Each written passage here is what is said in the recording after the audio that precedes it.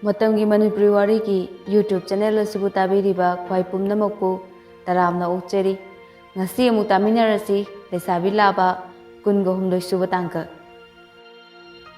Robot ka da macha nupa laknaraga lairami angaubiga thoibaga suka da changlaktuna angaubina ibungo chak chathoknaba tawrasi lao lao kadainu isudo ima pamaage ima nilamdi Saksang de imana sakto yengamona thanambani thongba thakpadi loina loirabani lao sari ngai de saru rasi kadai kadai isudo thothoi la bubo pamge la oi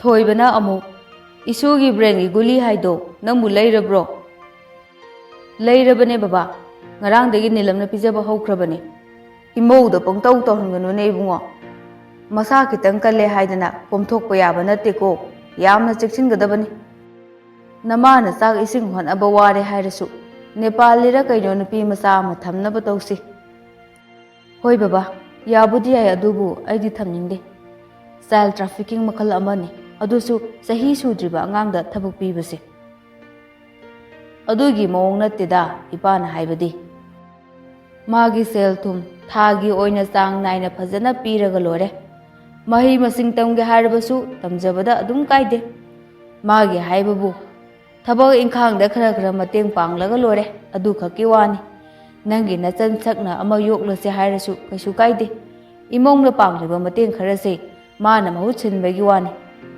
isu se yawbani na namasu thabak tawbada mangam isan sandre nangna khallaga amatang thina ba tawibungo hoi pabung ayengla age Ahum do kitchen da sanglai nilam phone da wari tawraga lerami Phare adudi thamlage ko ima hoi da su paw hai ko nungsa thini thame robot na kanano tamo akoi Rakesh to nupi chele ye nupi du su saka khangna drimale ngasi adum nupi digi wari taru badigi nungsi mandana puri haiye Angobina amu Rakesh haidi bungbagi mamanaba waya na ngangwa nungaiba angang dura ne bema Hoi, mane ma.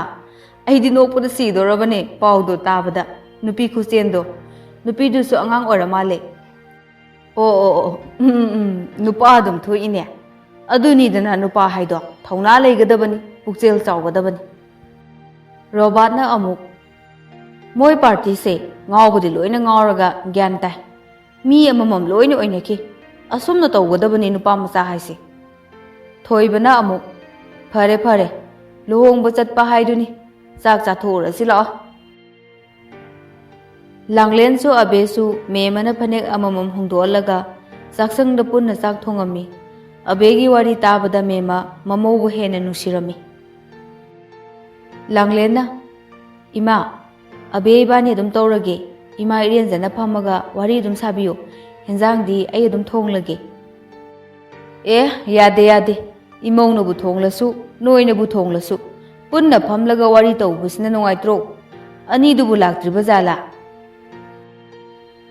Sampras pritam ga tawraga changlai Samprasna se hinjang sida leire maru marang su yawrabane khamena simba su yawrabane phajana thongo Pritam abeda haifet yenglaga Rakesh ta onsilaktuna tapna masakti yaina leinaga loina lehore Rakesh Prit collar ga do haifet chingkhalap tawraga ai ni dana me mana amu yare noi thokro TV yengera wathi sugera noina thokpa tawruro akoi wari sage cho Rakesh na amu akoi ma sidi koi tan hek tali he asengba akoi su yaw kai ge akoi su sak phajana khangnadri kaya dana yungun he mama ise kadai da pan khrage ai isa nu pasibo Lukham daga pankraba jala natraga aina sangoida mora sabegi hapke haidana thanamba sawundubu mamai daga phochan graba jaraba onthona khangidre mi kaibase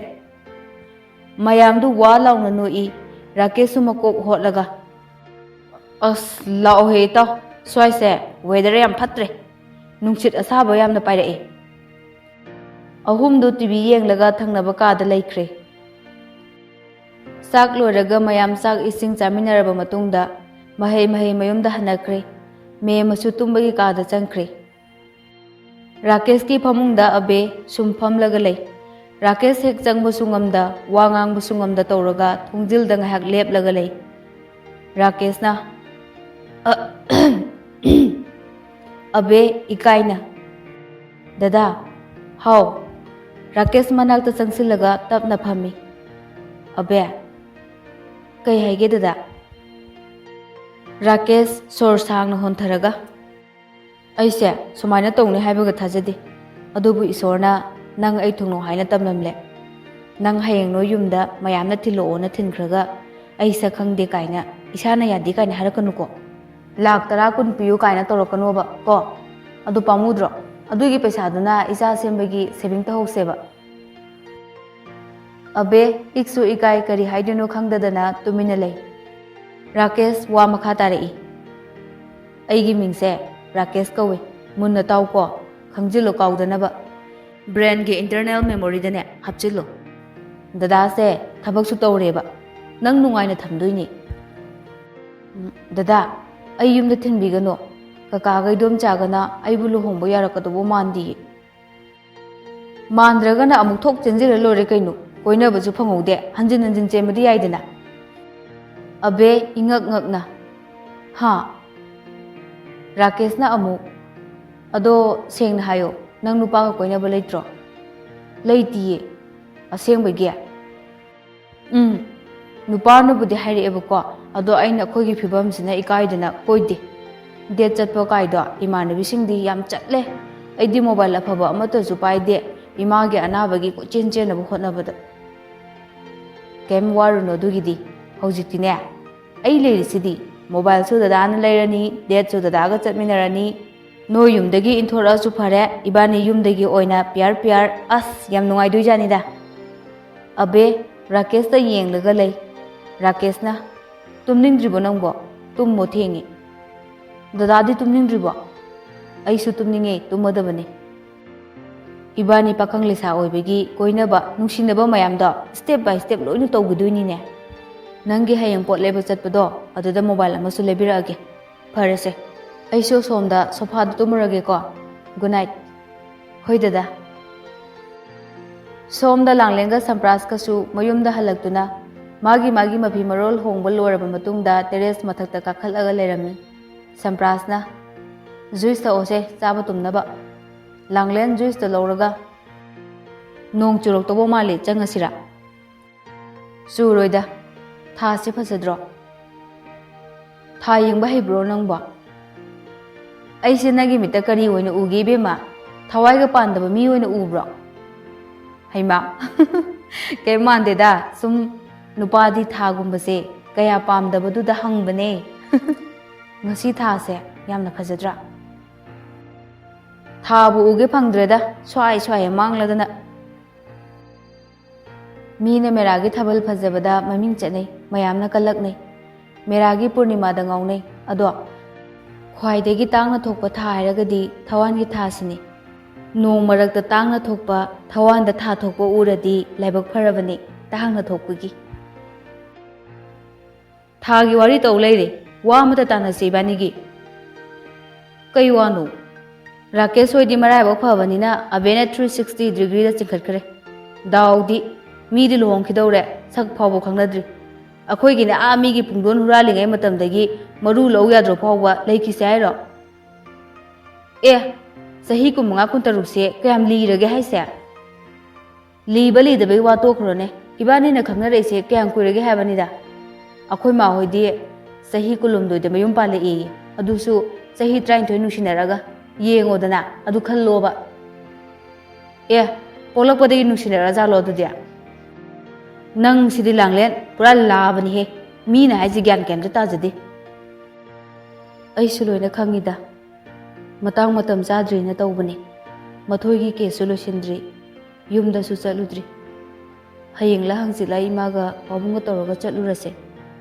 Mangda toina khoigi hotel do puramni. As mi di nupi chen khre nungai jaramnida.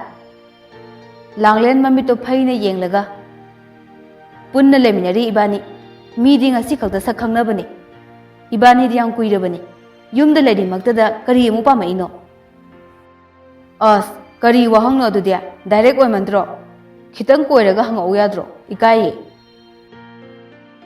Langlen karimta haidana yenglaga lay, Sampras, tapna langlen gi simbal mapada, tapna mamit ushelaga changsilai. Langlena kupang thai. Angang masadong na karan tori kay gino. Physical intimacy di luhong laba matungda khangabra. Hojiti moral intimacy dagi cross torokano. Karan turan yam pamladi ay quarter da laikhini. Asi hairaga gam magi room tana chatkre. Sampras maning da tanay. Langlen, ay soigre ba? Se. Langlen magi room da thong do gam laung lon silli. Langlen, thong am ta hangomi, ay lale heba. Nayum da leire na nang usitriba natro. Sanslogi khaliba natro. Khangni ba nang ay yum je thado ga chathige ba. As ay lale haibani mi Langlen, nang adumai na hainu chatkino ba. Masi gi chimbal se lam yam hele. Masi. Asi hairaga machinda kupang na mathanda thajinje. Langlen thong adum hangdoraktre. Sampras magi room da hangat handa chatlaga adum lay. Mobile do pairaga call toksili pairakte. Message oina amuk type tawi. Langlen, ay soikre ba? Call tawrisi pairo o. Sorry dear, ay soikre. Message oir hello. As yam phatiye. Pukhattabi Leishabi Laba. Hanjin tharasu sungan halaktre. Upai leitraduna Sampras mobile do call laga message halakpra ngai na ahing do adum tumthakre. Ayuk nganta na ina kunbi hagotlaga dub thamai tharami. Langlen su hagolaktuna masadu fresh oitho uraga kitchen da changlaktuna sangom loli. Ina kunbi changlakpada. Haima, bema. Kaidore tumba yadrubo yawngan hagola idia natte na saga nuai tabro. Kaisu tawdiye mama. Nahan makhaidi ay preparation tawbagi. Numidang do thengna tumboduda ayuk nganna hoba ngamdabani. Hojikti thengna su tumdrabanina nganna dum horage. Duty gumba chatluba natabanina mamagi mateng khara pangge. Chabai thabakta sum tawraga leibase nungaiteba. Angau bisidi adumaina haiba hongnabro. Nangsu nangna ngamba matamda adum tawridana. Sangom loliro nangbo. Hoi, loire. Breakfast tawnaba bread pizza su semlabani mama. Mama, horen Rakesh hoida chatpado chak charaga chattoiro. Ai ngahak leiraga chak to thongage. Ayukti chatlaroige. Numidang do nupi thinba oina ngantana chatlage. Pochai leiba yawnaba. Noi pabungsu yawna chatlage. Fare chanaba tawrase. Ado bungbado hauduuge. Nang sem saramu. Nang pabungsu waking halakpaga tan charane. Hoi mama, ai apple singse khoklamge. Ina kunbi masan nupagi kada changlai. Bungba, hagolo ne nangbo. Sampras mamit pangthoktana mamagi khudang do pairaga. Aina ngarang lale hairaga kemta sanadi do kaigino. Ai matungda nangna yadaba thabak amata tawraroi sauranoba. Ina kunbi makhuto phat kanthoga. Hai, karino ne sibo ngawra jalan he. Mamangla mahara kaino mana tawrisibo. As akhoi ma oira pelaban he aidi. Peni nang ibe mamalira. Wakhal ga sagatana tawrira ba nang nasaktuga ba. Lao. Breakfast ana ba tawrase loina sem saba loi horabani. Nasin na yagado chengto uro. Nasado fresh oithoraga kumthara othuna mayam ngaina horabani. Langlende hagokrabo mama. Ngasaina haudana sangonga mana loina loline. Lao kumtharo. Sampras tanna hagolaga masado fresh oithoraga makhada kumtharai. Kuber ina kunbi Langlen loina ikoi na phamlaga lerami. Kuber na amuk bungba nangbo hagotpado chang khara nayune. Noma na ngantana hagotkani, noma na thengna hagotkani. Sang naidaba haibase hiram kudimakta afaba amata nattene bungba. As pabung yadadana tawrineba. Thabak waradi hekta mikap thokteba. Ina kunbina amuk karigi mikap thoktabano. Nungtigi hauba matam haibase masana adum mit singakpani adum ngantana hauba yabani matamduda mathanta mitse adum singakpani namdana bu tumsindrabadi ho yare charase mamito langlen da yengi langlen usinadana bread singdo plate atopa singda haplaga lay samprasna bread to kaino toridubo langlen karim haidabida pabo se bread pizza semlabani aina ina khunbi bread to slice ama lawraga charaga haudum hawine masidia bema moi pabo hautrane hawi hawi ihe mama rakesh hoide ngahak yorudrabadi hore numtin kharanga na chatlasi moi pabo numidang do nupi thinba khotpa dum yawnaba hojik chak toklaga chattaba yaroine nupi mayumna kari paw hari haibado khangdana thinbagi aim da hekta chatpa yabrane nangna haridubo hoini chumine aidi wakhal amada khallure langlena amu mama adudi ai chak thonglurage samprasna kai hinjang thongdoino langlena mama kai hinjang thongsaino ho khamena sinbega aluga nga phajana thaklaga ne kangsoi oina thonglo fadigom tilo phajana hapaga ne hawna saraga ai nupi machin hangba chatke langlen chakhum da chak thongba changkhre samprasna wangang buda amata khumde paira pairaga dum chatli somda rakesh ke nupi du lekai gi ahan ahum toraga paw hanba chathalami nupi mayum da makura aduna noina thopa tawkro moi gi di sikre haina khalle hairaki adubu mama asonbinadi maza nupi amata yawbudu piklabasu chawrabasu luhongba pamlami adubu upai leite ayukta lekai gi mi mayam mahai mahai mau yengba laknai abena cha lolaga mayam do pithai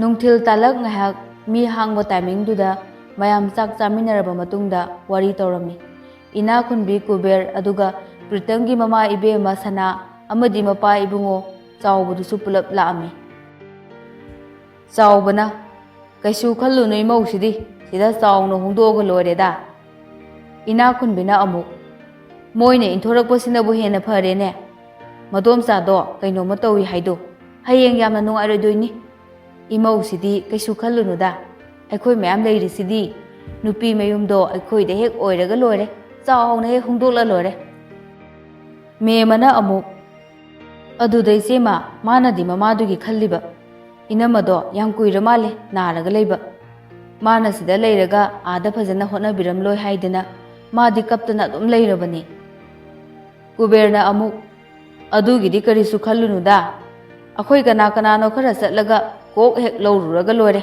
mi na ngangnaba adu ada kaisu mathau tadi akhoi imung mano nungsinaraga lore kari haige mema hoi tai bungo aikhoi inai masel punna sida leiraga lori imok chu chawnu hongni ai lei sidi sanana amuk aduni akhoi mayam leiri sibu karimata he khanganu imok sidi nungaina dum leithu me mana amu chango nang imung dang hek potharuro ngasa ayu yenda dagi amana amuk yeng imok se tumjin dawrabani ina khunbina haima mema namause masak pon thongna nungsikre mi narai bakti phakre da ko sanana amu akhoi pritam gi na karam kanda amu imo porok toino khangre da mema noi me amgi se ubda ai yamna kale eko ina khunbina amu akhoi gi su leitri ko sana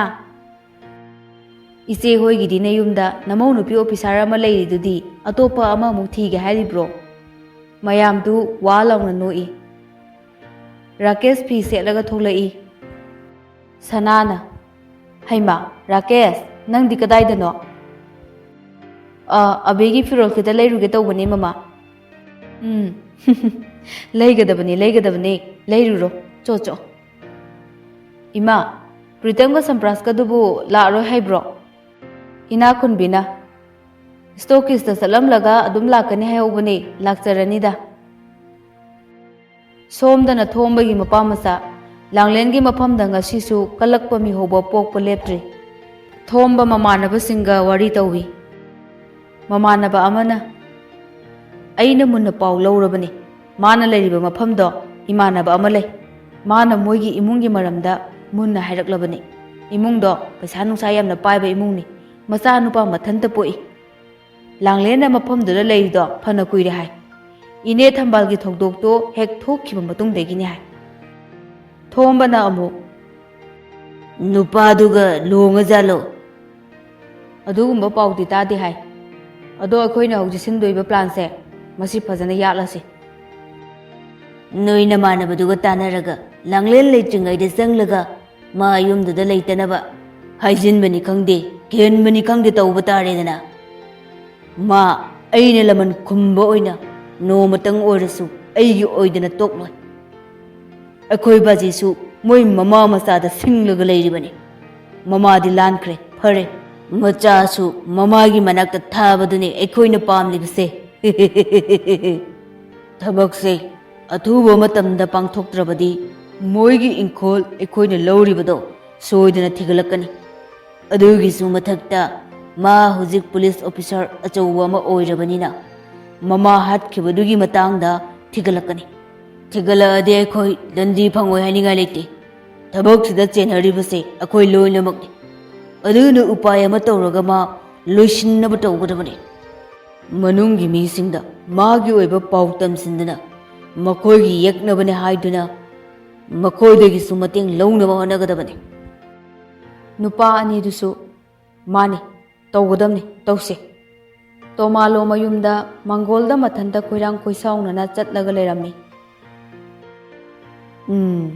mana police officer oiradi thabak kudimak tapna orisu thidi soidana thigalakini hojik akhoi kaidogani lamgi matangdasu thigalakani aina mathangi panchayat ke election da pradhan oina vote leke khallibase loina soiba tare kamaina tawni thomba mamanaba ahumduga punna mari mari changlai tomalona ai nangna chattana sum leirabra ha migi machana nupi oirasu mi oiki mamma mapa hanna yengbada kana leitrasu aduga nangna kari amata walanbasu nattaba kaidorige hauji phawba akoi baji gi mathong marang khangdana ngangbise amuk haureene oina chatlurise adugi matangda phajana khanguribani paw munna lauraga khangaga laabani kari pawno tamune noi su khangliba natro ai lakadoriba election sida vote lekadoribani haibase aduna yu nung thaga pangawda ngawga leithokpa yaba matam natte kanna honaraga vote khomba khotpa hobu yarabani yari makai mi phanaba hotnagadabani mamanaba amaduna akhoi baji di vote soidana kan kaino hul sida baji gi paisa pudaba sendoi hundaba kana lege moina puriba paisa dugi mathakta vote ki paisa so amuk yengani kari gumba thadadragana puriba sel do phugat hanbaga loinana mathangda sel pudaba haina hekta hairaga lore adudabu kanana vote thadaroidino baji na dum kare kaino aduni ibungo mathi bongna aina thaglaga aingonda vote pidrabadi moi shiredana ngaikho masi araibani langlen gi wafam duna kamain tawre adugi ni mari makong loina khanglabane baji akhoi kanna paw phawna na hotnari athuba matamda thabak pangthok na hotnari bani aduni dana thabak mai pa andaba yade wa ama hek lik oikhibada akhoi pulap awafamda tagadori bani aduna yam chekchinna tawgadabani nakhuchu hidak adu ada chak chanabado khara lepu ore numidang sidang de khoi party amatang tawjakhige baji masina roiba oirage amuk anna khoi thaklaroi bot loidri phawba mamanabana horen de pena thaorasi taw tomalona amuk phare phare upudagi se lauraga noina apambado ngasidi tawro atopa namanaba singkhomlaga thabak hawroko yam thuna hoi baji Pritam Thadoiga call tawduna wari sanarami Thadoina akhoi leina do yam kappe Rakesh nupi chele tabada madi karigya Rakesh tagi hele khalaga chele banatro sen gi chen thoraga mina nupi sen bada mukchak liro angang oibaduda gyan ta dadana tawrini College कारaba mabu karigi gyan tadabno. Angang macha class 19 kabasu nate. Kari haiduno khangdre aisu. Nupatusu drug addict orami. Oh, phajjaine. Tha manga taruk leraga S paklaga main hanjarani. As haidi kaino hairidubo. I he karakpa. Nangdina naw nupine nungsiramgani nungaramoi. Adubo aidi aranba haiba khudimak aigi yeknabani. Aigi nungaitabani. Aigi di mari mata adu uda haiba kaimta leite. As phare se sigi wari se to se atopa sahara se mathoigi case to comment tawrage. Pritam tapna chingnaba amadi phare. Interrogation kana sathari pakum asengba hayu yadri. Yam ludoribo. Khara lui. Phare thamlage. Horen tawrage ai case amale. Hoi thammo. Langlen samprasta wa amata ngangdi magi office apam thokpa thogla aga chatli. Station da viso phubo yaba phurammi. Langlena hayo aseng muda thuna hayo natrabadi nangi aphaba karimta oiroi. Biso upai leroi khalladuna wari liba horai. Mathoi ibani ahanba oine sak khangnarakpa matamni. Numitto ibani fast food amada achapot chaminaki. Ma school uniform da tholakpani. Lambida aigi car manungda dress change tawbani. Mana matamduda hairakki. Dada aidi ima hoina asayam chawna thamme aduna aina samaina tawe khangladi ai soidani miwa tagani. Aduna wase kanamta da haidokanu ko. Toina unabusu yaro. Ngasi su dadagi khallaga lakpani. Hoiba dada loina khangi adugi saru achapot chingse chasilo. Aduga se mobile sina nang aiga pau phaunanaba mi kanamta khanganganu. Namanabi kari kara amata khanganganu ko. Hoi adubudi kanamta khangaloye khangsu khangande. Aidi imanabisu yam phajana kanamta tinadi. Ado yam luna tinaba imanabi amadi le. Ado mangonda hairadi ngangakani nupagi type tawe madi. Mathoi ibani toina unaba phanglamde. Aina mabu yamna kalak saki angang ko oibane. Aina them duna haiba wa khudimak aibu nungsibadagi mana yaki. Numidang ama mapa tungkraba matamda video call da wari sanaba. Magi hakchang kayat khudin aina namduna mobile da toina yengki. Adudagi aina isagi apamba phathaba ngamlakkide.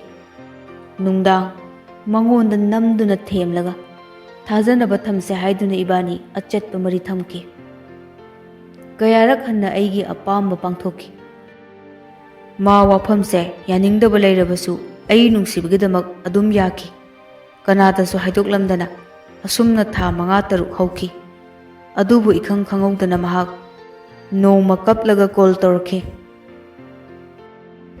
Mathoina dada ai velocity ama lawduna yengle. Asengmane dada ai concept ore. Hauji kamaina tawdoino. Kaino harisibu thoi. Pharese kapkanu. Nang karimta tawroi. Nong nini sigi matungda nangi study da sukaidanaba aigi thabakta sukaidanaba dada na phanaba silage athuba matamda ibani unanaba. Dada hairak nang matam khitang dikhangu. Wase nang kanamta da hairunu ko. Mina taradi nangisu aigisu phajafam leite. Hoi dada ai nangna haiba loina yage ado matam kuina di lawnu ko. Ai isada ahongba laktringaida phanaba khana husi ko. Natradi mama hoina khanglaga ai aphaba oiroi. Hoi ai khangiba chak ising phajana chatho nungaitaba wakhal khanganu ko. Ahawba charaga leyo kakpanu se dada nungaiteba. Langlena sauna. Oh, nupa nakhoigi apambasi nupigi hakchang khakla. Nakhoina sagi apamba pangthoknaba hotnabada tungda kari tholakani oirakani haibadudi khangdabra. Hairo makha hairo nangna mathoibu karamna kamaina hatpano hayo. Saiduna amuk purami. Ai hairage.